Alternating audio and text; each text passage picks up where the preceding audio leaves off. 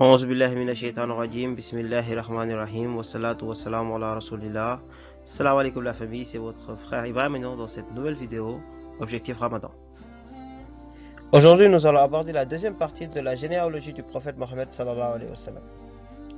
Hashim ibn Abd al-Manaf est l'arrière-grand-père du prophète Mohammed sallallahu alayhi wa sallam. Il était un grand facilitateur d'une grande noblesse. Il fut le premier à nourrir les pèlerins de la Mecque. Son vrai nom était Ammar ou Amrou selon l'orthographe en arabe. Son surnom Hashim lui vient du fait qu'il cassait le pain pour les pèlerins de la Mecque, car Hashama veut dire casser en arabe. En partant faire son commerce en Syrie, il s'arrêta à Médine où il se maria avec Salma. Il séjourna chez elle un certain temps et en la quittant pour aller en Syrie, celle-ci était déjà enceinte de Abdul Muttalib. Hashim mourut à Gaza, en Palestine. Sa femme Salma accoucha d'Abdul Muttalib et l'appela Shaiba. Son père Hashim étant décédé, Shaiba fut élevé par sa mère jusqu'à ses 7 ou 8 ans. Puis son oncle Al-Muttalib, frère de Hashim, le récupéra auprès de sa mère. C'est de là que lui vient l'appellation de Abdul Muttalib, qui signifie littéralement serviteur d'Al-Muttalib. Abdul Muttalib reçut l'ordre dans un rêve de creuser le puits de Zamzam après lui en avoir montré l'emplacement exact.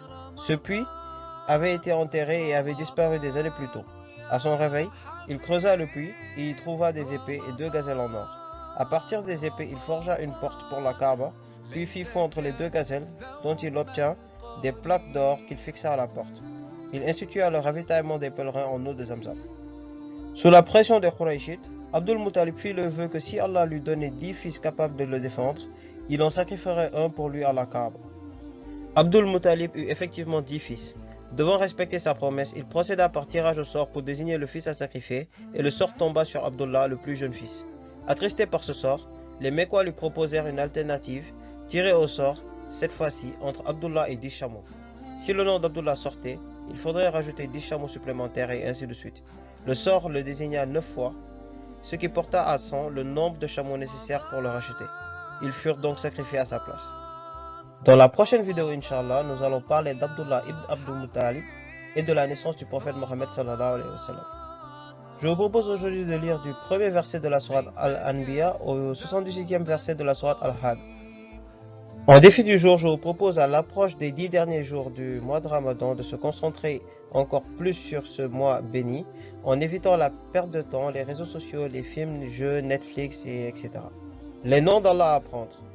Al-Baït, celui qui ressuscite les morts et déploie la vie dans ce qu'il veut. Ash-Sahid, le témoin. Allah est l'ultime et parfait témoin de tout ce qui s'est passé dans son royaume. Al-Haq, la vérité. Allah est la vérité absolue. Hadith du jour. Ce qu'un homme donne à sa famille est une aumône. Doua du jour. Seigneur, donne-nous ce que tu as promis par l'intermédiaire de tes messagers. Fais que nous ne soyons pas humiliés au jour de la résurrection. Toi qui ne manques jamais à tes promesses. ربنا وآتنا ما وعدتنا على رسلك ولا تخزنا يوم القيامة إنك لا تخلف الميعاد. Nous voilà à la fin de cette vidéo. N'hésitez pas à vous abonner à mes différentes pages et à activer la cloche de notification pour être au courant de mes nouvelles vidéos. Moi je vous dis à demain Inch'Allah pour une nouvelle vidéo et comme toujours, respectons les consignes, restons chez nous. Ramadan Mubarak. Salam alaikum.